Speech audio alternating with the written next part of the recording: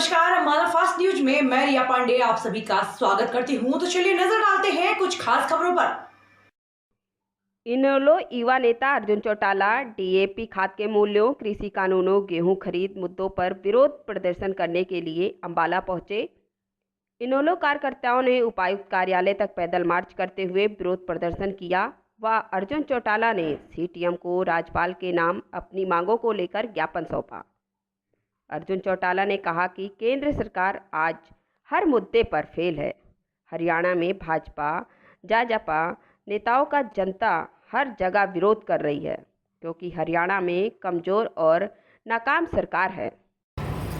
करेगा वही देश पे राज करेगा, जब किसान की वही देश पे राज करेगा, जब किसान की बात करेगा वही देश पे राज करेगा।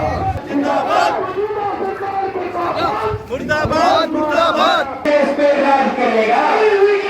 वापस लो वापस लो, तेरा नाम रहेगा,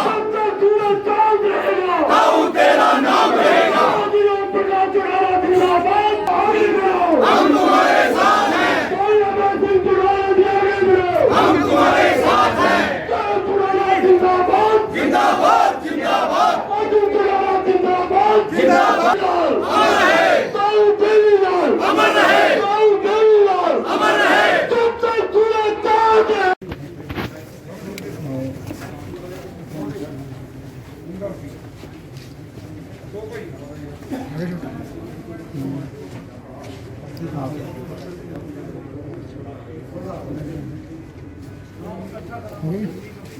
पूरी उम्मीद है जी कि आप इसको आगे पहुंचाने का काम करेंगे। देश के अंदर और बल्कि सारे देश के अंदर जिस प्रकार से महंगाई बढ़ रही है और जिस प्रकार से भी पेट्रोल के भी दाम बढ़ते गए हैं, डीजल के दाम बढ़ते गए हैं, बेरोज़गारी बढ़ती गई है, ऊपर से जो किसानों के लिए सरकार ने वादे किए थे कि किसानों की आमदनी दुगनी करने का काम करेंगे, वो इन वादों पे सरकार आज के दिन नाकाम हो चुकी है।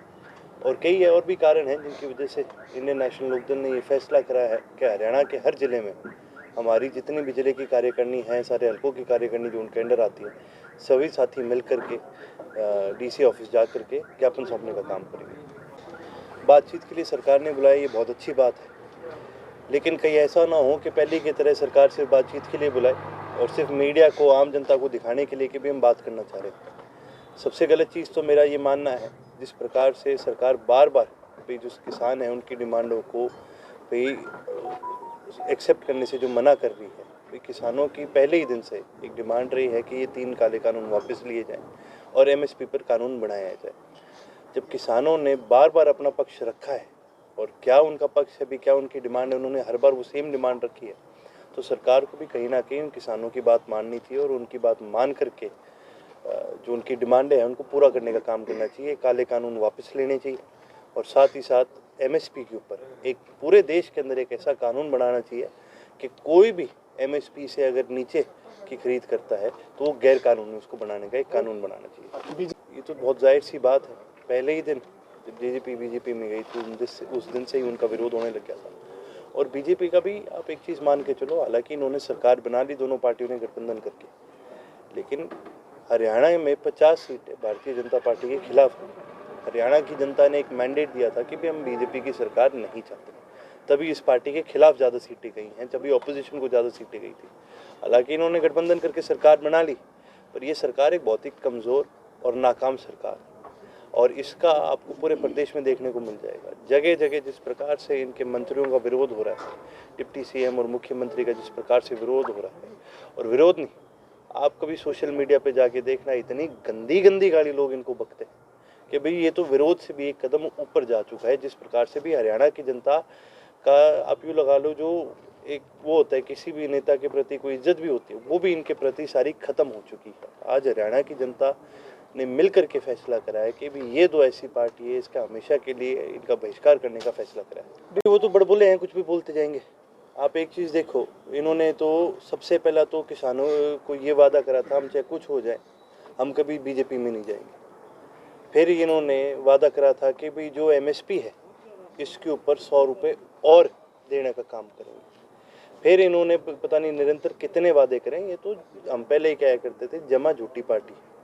और ये चाहे अपने आप को कितना किसान हितैषी बता दें, इनके बताने से ये किसान हितैषी नहीं बनते।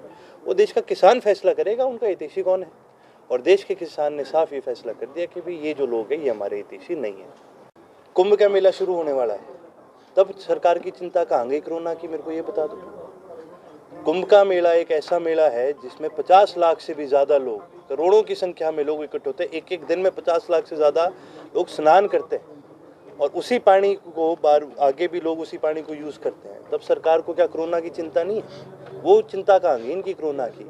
इनको कोरोना की चिंता सिर्फ इस बात पे है कि कैसे ना कैसे कोरोना का बहाना मार के हम किसानों को उठा दे बॉर्डर से। पर आप एक चीज़ सोचो, पूरे बॉर्डर पर एक भी आपको ऐसा केस नहीं मिलेगा जहाँ पर किसी भी किसान की मृत्यु कोरोना की वजह से होगी, या कोई भी कोरोना का केस नहीं आ रहा वहाँ पर। तो ये सरकार जो ये चिंता जता रही है, बहुत ही झूठी चिंता जता रही है। ये सिर्फ एक बहाना मार रही है कि किसी प्रकार से किसानों को बॉर्डर के ऊपर से हटा दिया जाए। इनकी चिंता कुंभ के मेले के लिए कहाँ गई? इनकी चिंता जब मोदी जी रैलियाँ करते हैं वो कहाँ चलेगी? बंगाल में जो इनकी रैलियाँ चलती है तो वहाँ कहाँ चलेगी चिंता? तो जहाँ पर इनको फ़ायदा मिल रहा है सरकार को, वहाँ इनकी चिंता खत्म हो जाती है, और जहाँ सरकार का विरोध होता है तो वहाँ ये चिंता जताने का काम करते हैं।